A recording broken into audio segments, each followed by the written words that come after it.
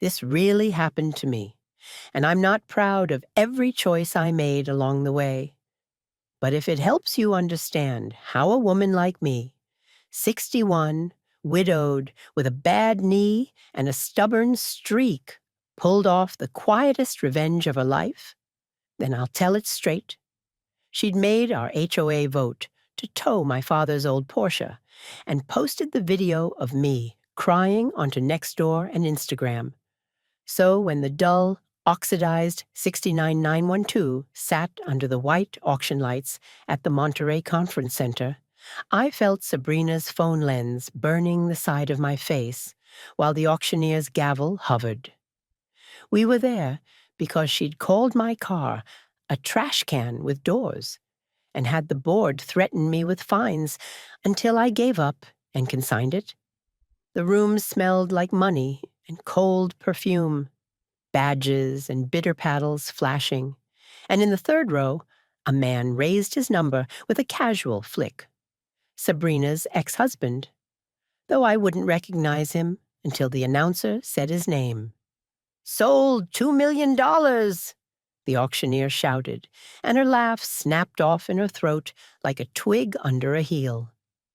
If you genuinely enjoy our stories, please subscribe to the channel, tell us where you're from, and what time it is right now. It's always fascinating to know how far our story flows. I live in Pasadena, on a tree-lined block off California Boulevard, where the jacarandas stain the sidewalks purple every June, and the afternoon light slides down the brick of the bungalows like warm honey. I teach part-time at a community college, composition and the occasional memoir workshop, and I keep my late father's garage the way he left it. A pegboard of orderly tools, coffee cans of screws and bolts neatly labeled in his blocky handwriting, and the flat-nosed floor jack that's lifted the same car since Richard Nixon was on TV. He bought the Porsche new in 1969 from Competition Motors on Sunset Boulevard after a job at the Jet Propulsion Laboratory, turned from contract to permanent, and he loved it like some men love boats or shirts, quietly, faithfully, with an engineer's tenderness. He didn't believe in show. He believed in regular oil changes and torque specs you could trust. When he died, the car didn't stop being a member of the family just because it was tired. The red had faded to chalky maroon. The door cards sagged like tired eyelids, and the horn button had a thumb-worn shine. It still smelled like my dad's aftershave if the sun warmed the vinyl. Sometimes I'd sit in it to call my sister in Oregon, the phone cradled between shoulder and ear, my fingers walking the three-spoke steering wheel as if I were dialing a safe that would click and give me back a decade. Sabrina Vale moved into Unit 204 of the Spanish Revival apartment building across the street, the way a fire moves into brush, fast, hungry, and sure everything dry belongs to it. She was 30-something, glossy, a real estate agent who sold Pasadena, Victorians by filming herself on TikTok in satin dresses that matched the front doors. She had the kind of laugh that made men assume they were in on a joke, and women feel like they were the joke. 3 weeks after she arrived, she was treasurer of the HOA and had cleaned up the landscaping by firing the gardener who'd been there since I was 30. "This block could be gorgeous," she told us at the first meeting I attended, at a rented room in the Pasadena Senior Center. "But some people treat it like a storage lot. It's time we had standards." Her slides, oh yes, there were slides, showed a photo of my car, nose poking from my garage, dust softening its curves, a Post-it on the windshield with the date of the last time I'd started it. I'd written 3/14 with a smiley face because it had been my husband's favorite day, Pi Day, and I'd baked a pie for him in his last year, even when he barely ate. A decaying vehicle encourages vermin, Sabrina said, flicking to a slide of a rat snout emerging from insulation, and brings down property values. We propose a bylaw requiring any non-operational vehicle to be removed or fully garaged out of sight. Fines begin in 30 days. I can move it fully inside, I said, palms flat on the folding table, voice steady. I can make it run. It's not a dead thing. Sabrina smiled into her water bottle. Of course, Ruth. No one is accusing you of neglect. We're just raising the neighborhood's baseline. Think of it as encouragement. What she posted that night to her followers was not encouragement. It was a video of me in the parking lot afterward, keys in my hand like a rosary, eyes red but chin up, as I told a friend I'd need a tow to the shop on Walnut. When vintage hoarders cry about property values, she captioned it, with a filter that made the street behind me glitter. It collected comments like burrs. Trash car, trash vibe, boomers gonna boom, little laughing faces, and the word Karen like a drumbeat. My niece texted me in the morning, furious and protective. My sister called, ready to drive down and fight a stranger on the sidewalk. I told them not to. I told them I would handle it. I didn't yet know that handling it would mean going to war with a woman who believed humiliation was a kind of currency, and that I would outspend her. I got the 912 running in 2 weekends with the help of my neighbor, Mr. Alvarez, a retired mechanic who taught his grandchildren to throw a baseball between oil changes. We siphoned the old gas, spooned fresh 91 into the tank, cleaned the Weber carburetors with the kind of care you use to clean old jewelry, and coaxed the flat four awake. When it caught, it did so with a bark that bounced off the garage rafters and sent the cat under the workbench. I laughed, wiping my hands on my jeans. The laugh was for my father. It was for me, too. Sabrina came by with a compostable coffee, cup, and her phone in case we made good content. "Ah," she said, the way a person says, "ouch," at a paper cut they didn't suffer. "She lives." "She always did," I said, closing the hood and checking the latch twice. "Just needed a little air." "You should sell it," she said, peering at the pitted chrome ring around the headlight like it was a lesion. "Before you pour more money into a sinkhole. People pay way more for the idea of one of these than for the broken reality." "It's not broken," I said. "It's old. Those are not synonyms." She tilted her head, the sunlight turning her hair the color of a wheat field I had no inclination to walk into. "If you can sign it, I can connect you with a broker. My ex-husband is in the collector car world. I actually know people at Gooding, at R.M. Sotheby's. You'd be surprised what a little makeup and the right lighting can do. For cars, too." "I'm not interested," I said, and meant it then. The car was mine, the way my father's voice on an old cassette was mine. It didn't exist to be converted into money. The fines started anyway. $50 for a non-conforming vehicle visible from the public right-of-way.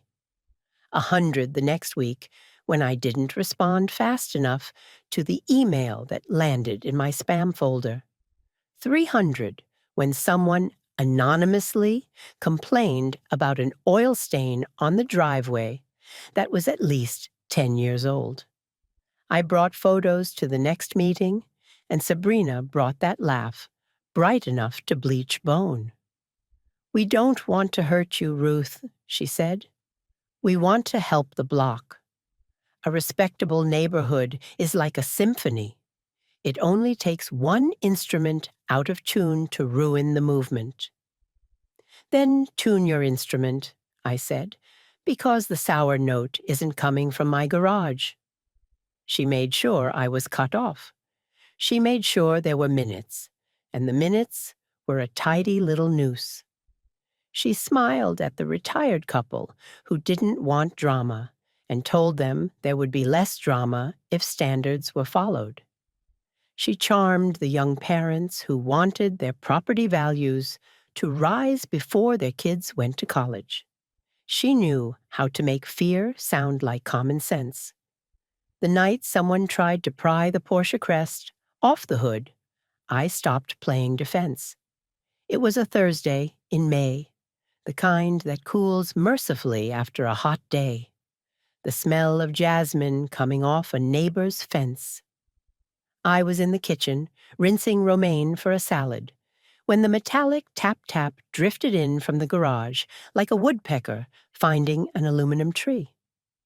I walked out, wiping my hands, and through the little half-door window, I saw a shadow at the front of the car, a man's shoulders hunched, a tool flashing in his hand. I flipped on the overhead lights, and the garage sprang bright. The man bolted, dropping a flathead that clanged and spun across the concrete. He ran fast, vaulted the low hedge, and disappeared up the street. But in that brief, lit frame, I saw his hat, black with a gold-stitched V like a check mark, and the way he turned his face from the light as if it owed him something. The crest had a new scratch across the enamel. It would have been worth something on eBay. People collected these like belt buckles, but that wasn't why he was after it. He was trying to remove identity, to strip the car of its face, and that meant whoever sent him knew the badge mattered, knew the car wasn't just junk, knew a symbol could be turned into ash. I called the Pasadena Police Department and gave a report that I knew would go nowhere, and then I sat in the driver's seat, knees toward the big bakelite wheel, and opened the glove box. You can tell a lot about a car's life by the paper it keeps. The glove box was my father's filing cabinet for a certain type of document: registrations, insurance cards, a smudged Valvoline punch card, a yellowed Polaroid of my mother in a headscarf leaning against the fender. Behind the owner's manual lay a brittle manila envelope I didn't recognize, its flap sealed with a strip of tape that had long ago given up and curled back like an old leaf. On the front, in my father's engineer writing, "For Ruth, in case." In case what? He'd never been a dramatic man. He'd died in a hospital, not a cliffside. My name in his hand pinched a nerve under my ribs. I slid the papers out and sifted. There was a typed invoice from Competition Motors, dated August 13th, 1969, with a serial number that, when I read it, clicked in my brain the way numbers sometimes click when they've been waiting to be remembered.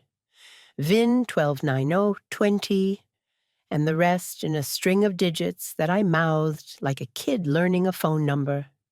Beneath that, a stapled set of receipts for service at a shop on Fairfax that no longer existed, and then two things that didn't belong at all: a creased DMV title transfer from 1971 listing a previous owner named E. Vale, and a Polaroid of two people I did not know standing in front of the Porsche at night in a garage that might have been in the Hollywood Hills. Concrete walls, a poster of Steve McQueen in Le Mans on the cinder blocks, and the back labeled in ballpoint, Elliot and Sab, 1970. E. Vale, Elliot and Sab, Vale. Sabrina's last name before her divorce was Vale. She hadn't taken it off Instagram until the lawyer's paperwork, but you couldn't delete wedding photos from the LA Times Society page with an app. In the photo, the woman, Sab, wasn't Sabrina, not exactly. She was younger, thicker around the cheeks, hair dark and center parted, wearing a T-shirt with a band logo. Maybe it was Sabrina before Sabrina had decided who Sabrina would be. The man next to her was all angles and grin, a lanky boy with shoulders pointed like a V and a dimple that said he'd been told he could get away with things. He had a hand draped across the car's roof like it was his animal. I took a breath, like surf. I went to my old laptop, the one that thinks privacy is a screensaver, and I typed Elliot Vale into Google. The results came back the way 1970s cars do. Fast, then a little rough. Elliot Vale was no boy anymore. He was a venture capitalist, founding partner at a firm on Sand Hill Road, a board member at a biotech company that made headlines during the pandemic, a donor to the Peterson Automotive Museum in Los Angeles. And there it was, 3 lines down, a judge at the Pebble Beach Concours d'Elegance, Car Week's cathedral. A man who knew the difference between patina and neglect. A man who might have once owned my car. My heart, which had been so tired of beating hard since my husband died, perked up like a bird hearing seed hit a tin tray. I dug deeper. The divorce filings, public record, cruel and clean, said that Sabrina had married Elliot when she was 23 and he was 38. There were photos of them at a gala, at a startup party, at a charity auction where she wore a red gown like a siren, and he wore his tux as if it were a second skin. The filings also said omitted assets and failure to disclose, and there was one motion that attached a list of vehicles that might have been part of the marital estate. Most were expected: Ferrari 308, Mercedes 280 SL. But there, buried like a fossil, was Porsche 912, red 1969, VIN partially redacted. My father's car, my car. I didn't know why Sabrina wanted my Porsche gone, not precisely, but I knew with a sudden radioactive clarity that this was not about vermin or property values. This was about history, and history looks bad on certain people when it shows up in the wrong light. I slept 3 hours that night, the Polaroid on my nightstand like a tiny window into a party I hadn't attended. In the morning, I drove to Pie and Burger on California Boulevard because grief and strategy both go better with a patty on a paper plate. And I ate at the counter while a college kid with a name tag that read Jules told me his grandmother once had a 912. "Sold it for nothing," he said, flipping my patty with the kind of care my father would have admired. "Wish we still had it, you know. Families should keep their stories."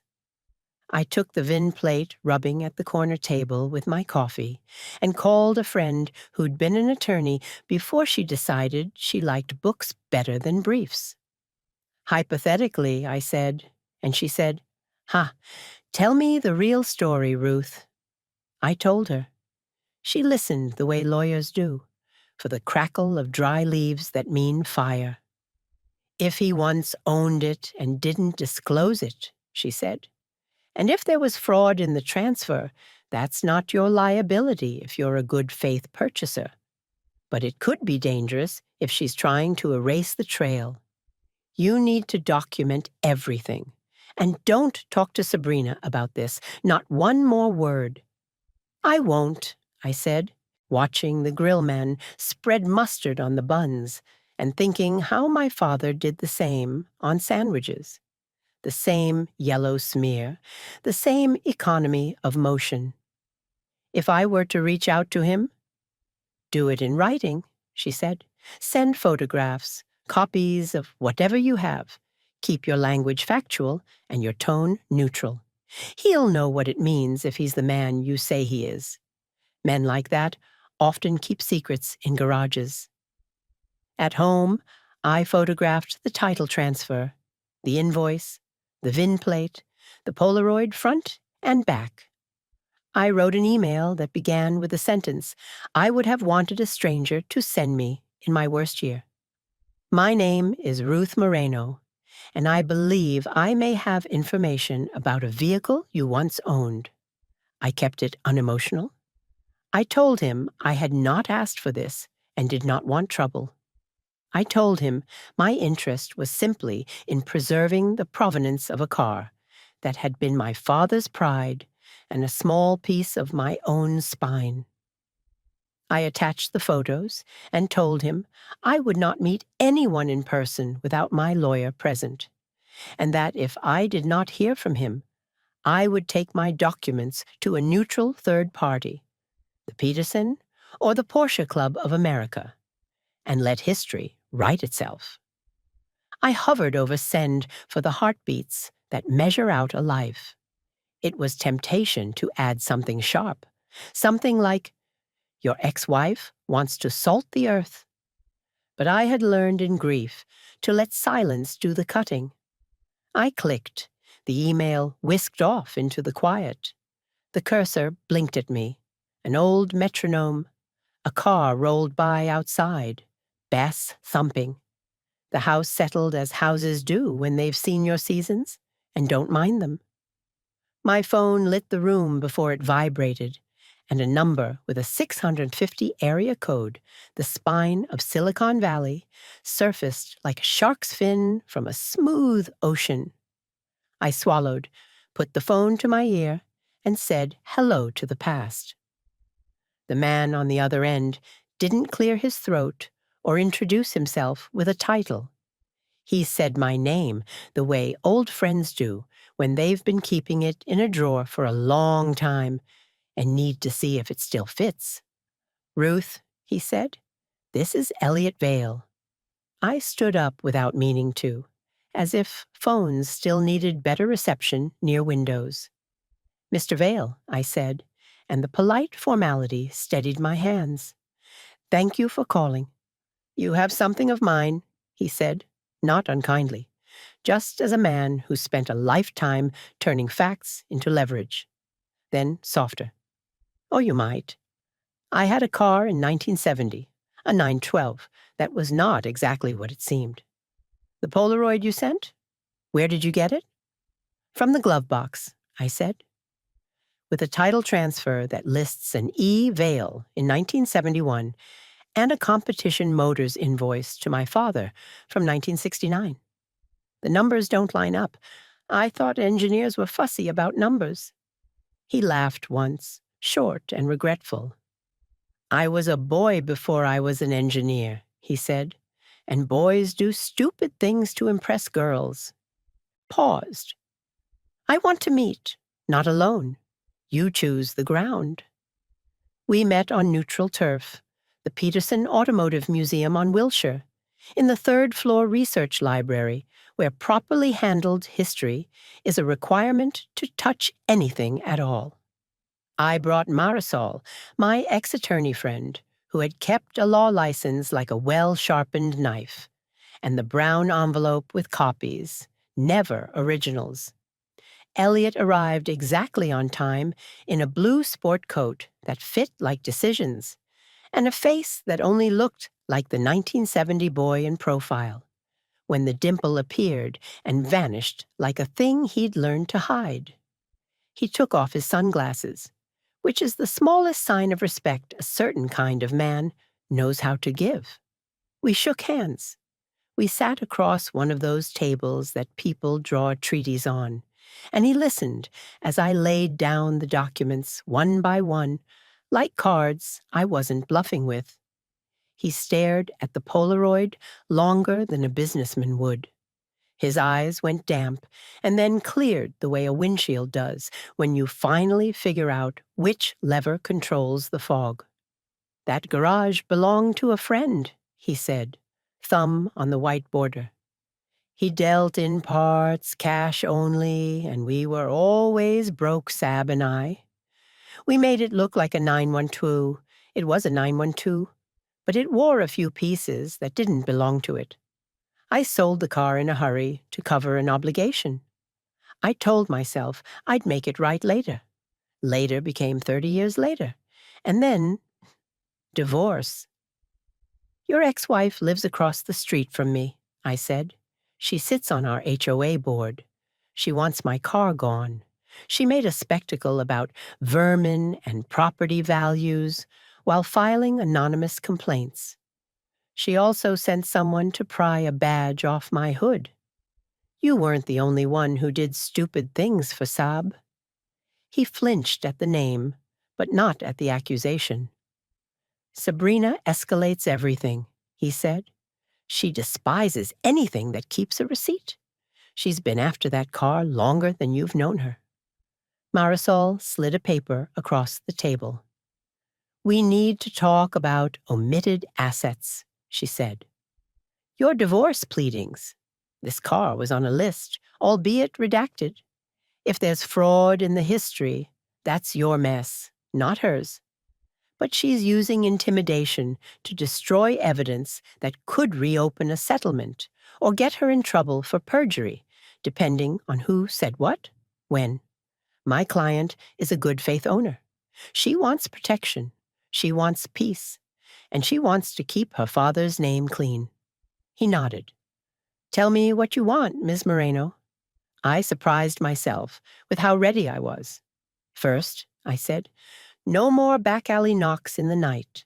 I want your assurance, in writing, that neither you nor anyone connected to you or your ex will come near my property or my person.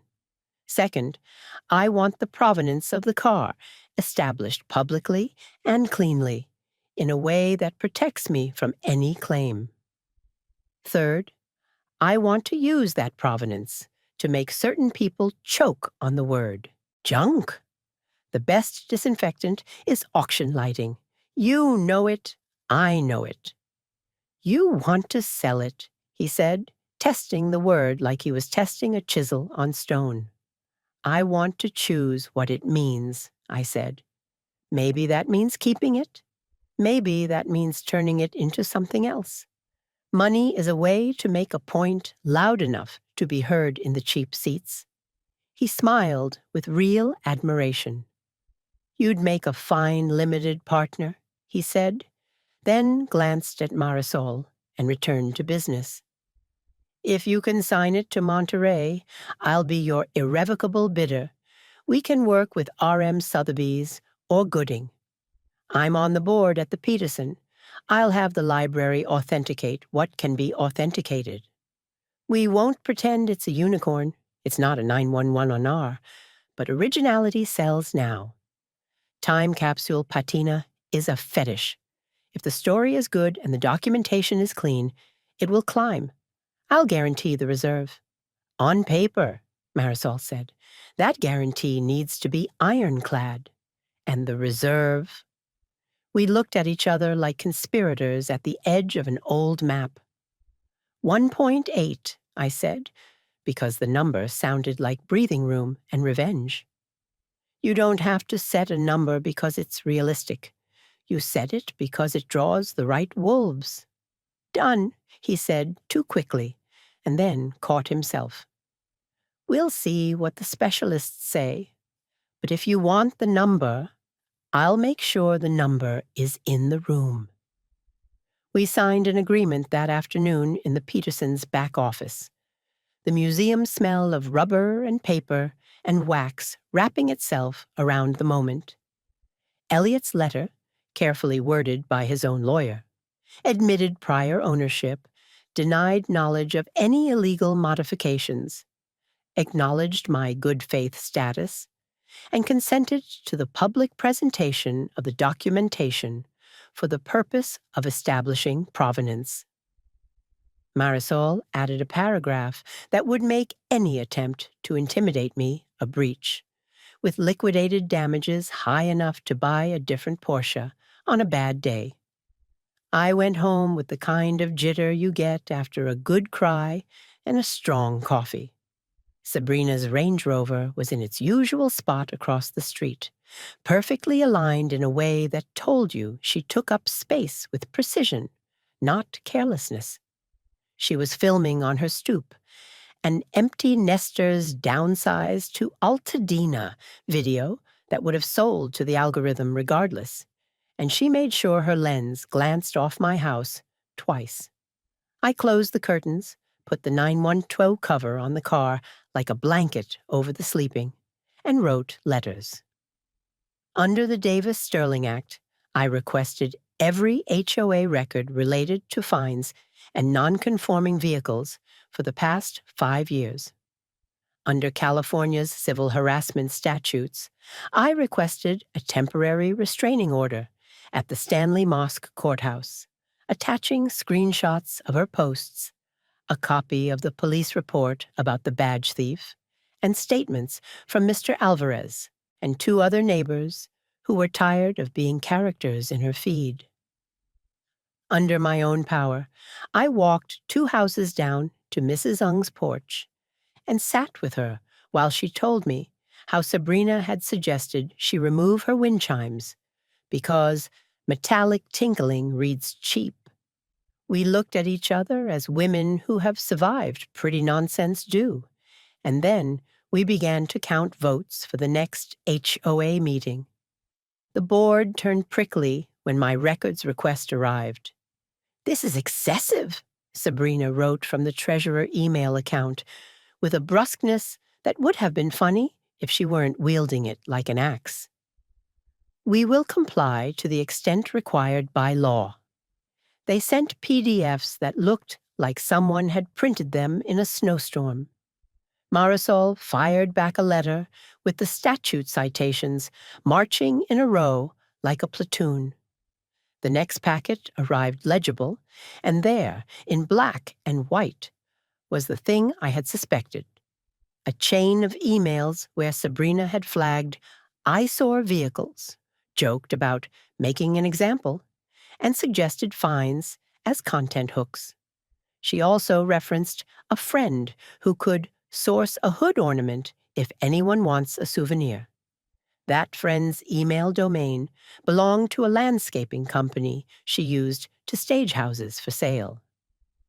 We took the packet to Pasadena PD, spoke to a detective who didn't like HOA drama but liked extortion less, and sent a copy to the other board members with the kind of cover note that makes people clean their own houses.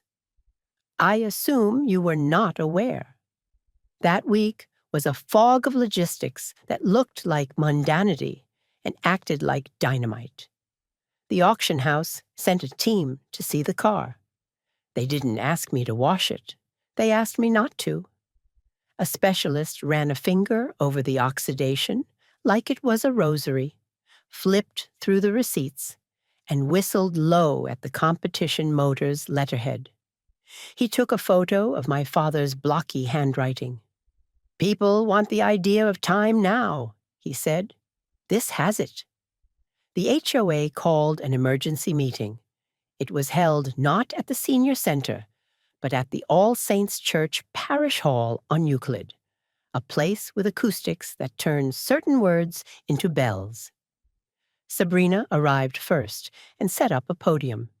The board president, a kind man named Leo who didn't realize until too late that charm is a weapon, looked as if he were walking into a deposition, which, in a way, he was. I sat in the front row in a denim jacket and the good scarf my husband had bought me from a stall in Solvang, when we still took weekend trips just to drive on roads that curved.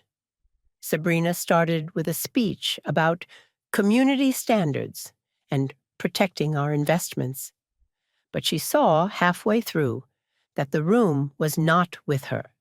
It was with Mrs. Ung and the retired couple from the corner, and the young mother whose toddler liked my cat, and my cat liked him back. When it was my turn, I didn't raise my voice. I read 4 emails, calm and steady, the words content, hooks ringing like a gong. I read the line about the souvenir and watched 3 men in the back shake their heads like dogs out of water. When I was done, I didn't ask for anything. I let the silence do the work again. Leo stood, throat tight, and made a motion to remove her as treasurer pending a review. The vote moved like a tide. The room raised its paper hands. Sabrina stared at me as if I had opened the trapdoor under her. She forgot to laugh. We went to court a few days later. The judge in Department 64 at Stanley Mosque wore patience like armor. He granted a temporary order with a bored efficiency that, to me, felt like the loveliest form of protection. Bland, routine, unremarkable. In America, sometimes safety looks like a rubber stamp. And then it was August, and Monterey, and Car Week's circus in full roar. Supercars crawling on Alvarado Street like jewel beetles, the Portola Hotel lobby perfumed with money and old gasoline, men in linen talking to other men in linen, while the rest of us did the actual looking. I lodged at a clean little motel on Munras, with a window unit that sounded like the ocean, and texted my sister a photo of the Porsche under the white halogens at the R.M. Sotheby's preview. She wrote back, "He's seeing it too, you know." She meant Dad. Whether or not that's how the world works, it was how my blood did. Sabrina came because, of course, she came. She wore a cream dress that said, "I am not thinking about money at all," and clutched her phone like a flotation device. Elliot was already there, in the third row, sunglasses off, face expressionless, the auction paddle resting on his knee, as if it were an extension of his hand. A well-known dealer from Switzerland stood near the aisle. A private client's representative with a discreet name badge stood by the back. A man I recognized from a Peterson gala leaned forward to get a better look at the honest car on the stage. My honest car. The specialist introduced it with the kind of story that outlives the paint. He talked about my father's tenure at JPL, about competition motors, about the way families are held together by bolts and smells. He said, single-family ownership since 1969 with documented earlier history, and the room hummed at documented. He used the word patina like a prayer. He mentioned Elliot's letter without drama, just as a footnote in a life, and the damages of Sabrina's posts were, for once, not the point. "Lot 108, the auctioneer sang, hands loose on the lectern. A 1969 Porsche 912, honest and original, the kind of thing that makes believers out of skeptics. Where do we begin? 200, 300, 4? Thank you, sir. 400, 450, 5, 5. Thank you. Bidder 112. Elliot didn't flare his fingers or make a production. His paddle rose, and the number on it was a lid sliding into place on a jar. Bidding ran in the room like current. 600, 7, 8. A man on the phone signaled, 9, a million, 2. My veins did a funny thing like laughing and crying at the same time. Sabrina was filming my face until the price hit a number that made her own face do math and forget the performance. 1.4, the auctioneer said, and the Swiss dealer shook his head slightly, the international symbol for include me until dignity requires me to leave. 1.5, thank you, sir. 1.6, 1.6, looking for 1.7? The room felt like a tightrope. Elliot lifted his paddle for 1.7, and for the first time, the phone bidder hesitated. An agent conferred with his client. The auctioneer sang into the pause with a patter old as vaudeville. A car with this much story. Ladies and gentlemen, it comes around once. 1.7 in the room. 1.8 anywhere? 1.8. I felt, rather than saw, Elliot's head turn, just a shade, toward the aisle where Sabrina stood. She was not filming now. She was frozen, mouth open, a soundless fish in a crystal bowl.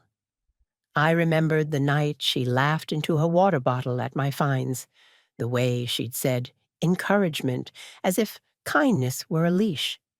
And I let the memory pass through me the way an old bruise does when you bump it in the grocery store. Sharp, then gone. The auctioneer's gavel hovered. At 1.7, he said. 1.75, 1.8. 1.8 would do it. Anyone? 1.8. The Swiss dealer smiled and sat back, his hands on his knees. The phone agent looked apologetic. The air went very still, the way it does when you watch a coin hang at the apex of a toss. Elliot lifted his paddle. The number that had only been our shared sentence in an office became a noise the whole room could hear. 1.8. Thank you, sir. We have the reserve. 1.8. Do I hear 1.9? 1.9. At 1.8. Selling? Selling! Sabrina made a sound then, the kind women make when the glass table they're sitting on cracks beneath them. She didn't say my name. She didn't need to.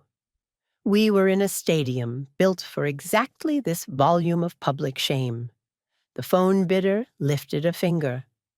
1.9, the auctioneer called, gleeful. The room chuckled, relieved at the game being still on. And I realized then what Elliot had promised me that went beyond a number. He'd promised me pressure, the kind that makes other people show you who they are. He raised at 2 million, and the word left his mouth with no drama at all, as if this were about buying a memory at a fair price. Which, in a way, it was. $2 million, the auctioneer shouted, because that is what you shout. At 2 million. Any advance? 2 million once, twice. Sold. Paddle 112. He hit the block with the gavel like the end of a song. People clapped because that is what you do when an old thing survives, and because money is our culture's confetti. The specialist smiled at me. Elliot exhaled. Sabrina swayed on her heels and caught herself as if she'd remembered that people were looking and would always be looking because that is what she had taught them to do. The announcer, as if he were reading the weather, said the name attached to paddle 112. Sabrina's phone slipped in her hand and clattered against her rings. The room didn't care. The room cared about the next lot, which was a Ferrari, and men in linen can only be asked to process so much in an afternoon. After the paperwork, after the flashbulbs, after the young man from RM handed me a bottle of indifferent champagne, and I pretended to sip it because I hate bubbles. But like rituals, Elliot walked over with a check that looked like any other check except for what it meant. We found a quiet corner near a potted plant that had been touched by 100 elbows that day. He held his hands out, palm up, empty. You get it, he said. You get all of it. The car will go to my shop for preservation, not restoration. I'll send you photos whenever we find something your father touched, that time forgot. The museum wants to mount an exhibit on originality and memory, with your story as a thread. Are you willing? If I'd had the 912's horn in my throat, this would have been the moment to honk. Yes, I said, with one condition. The catalog credits read the Moreno 912, and the funds go first to my house, then to a scholarship in my father's name at Pasadena City College's Automotive Tech program, and then to silence. Not secrecy, just the right to fade back into my life after this. He nodded. I'll set it up, he said. We shook, not like co-conspirators, but like people who'd done something clean together in a world that doesn't always reward clean. I walked out into the salt air of Monterey and called my sister. I called my niece. I sat in the driver's seat of my rental Camry and cried the kind of cry that is 10% grief and 90% relief. And once you've had that ratio, every other sadness looks like a lesser equation. Then I drove to Del Monte Beach and took off my shoes and let the cold water numb my ankles until I could feel my feet again. There were pelicans drawing Z's in the sky. A boy ran past me, dragging a kite, cursing with joy because he had almost lost it, and then not lost it. I laughed out loud like a woman who had almost lost something, and then not lost it, and then gained more than she could have drawn on paper. Back in Pasadena, the HOA board accepted Sabrina's resignation with a statement full of words like regret and gratitude and new chapter that meant nothing and didn't have to. Her real estate license drew a letter from the California Department of Real Estate. Nothing nuclear, just a public reproval for unprofessional conduct online. Her business thinned the way hair does, all at once, and then not. But you notice it where you notice it. She moved to a townhouse in West Covina with a pool and a gate. She posted less. She posted yoga and juices and the occasional sunset that didn't belong to her. When I saw her at Vroman's bookstore one afternoon in the essay aisle, she looked right through me with eyes that had finally learned how to not turn everything into content. If she had said, "I'm sorry," I would have said, "I hope you are," and meant it. She didn't. People asked me, some of them softly on the sidewalk, and some of them loudly at Pie and Burger, "Do you miss the car?" The answer is that missing is not the right verb. It's how I feel about my husband's old jacket I gave to Goodwill the winter after he died. I don't miss it in my closet. I like knowing that somewhere in the city there's a man walking around warmer because of us. The 9-2 is preserved now, not imprisoned. It earns its keep doing the same old work, making hands remember how to hold a wheel, and hearts remember the smell of something faithful. My father's name is printed on a scholarship certificate twice a year. A kid in coveralls looks up from a carburetor and says, "Thank you, Mr. Moreno," to the air. That's the thing about certain names. They still work when you're done needing them. My garage is not empty. It holds the floor jack, the pegboard, the coffee cans with labels in block letters, the chalk outline of a life. I park a sensible Subaru there now, and sometimes I touch the concrete where the oil stain used to be and feel something like a pulse. Mr. Alvarez still watches baseball with the garage door open and tells me when the Dodgers disappoint him, which is often and therefore comforting. Jules at Pie and Burger asks me for updates and shows me photos of his grandmother's 9-2, like the kid he still is in a hat that says college on it, because hope is a brand too. Every once in a while, I get an envelope with Elliot's return address, and inside it, a photo. My father's note tucked into a seam, a washer stamped 1969 wedged under the passenger seat, the ghost of a fingerprint in dust on the dash that none of the preservation crew wanted to wipe away in case it was the last thing of a person that mattered more than the part. We are, all of us, just the residue we leave on the things we thought we owned. On a Sunday evening in October, when Pasadena turns gold at the edges, I took a last walk before dinner and saw a for sale sign across the street where Unit 204 used to be. It did not have a QR code leading to a video.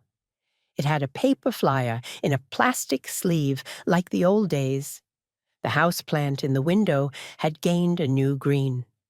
Mrs. Ung's wind chimes were alive again, tinny and brave. I stood there a long time with my bad knee and my old bones and my stubborn streak and listened to a block remembering its own voice. Back home, pulled the chain on the garage light, and the bulb hummed itself awake. The pegboard smiled its toothed smile. I traced a finger along the ghost line where the 912's bumper once shone against the air. And in that quiet, I understood the most satisfying part of revenge. It isn't the money, or the moment a room turns its head to watch a bully drown in her own reflection. It's the way the world sounds when you finally close a door that someone else kept insisting was theirs to open. I let the light click back into dark, and the garage held perfectly still, exactly the size of the life I chose to keep. The end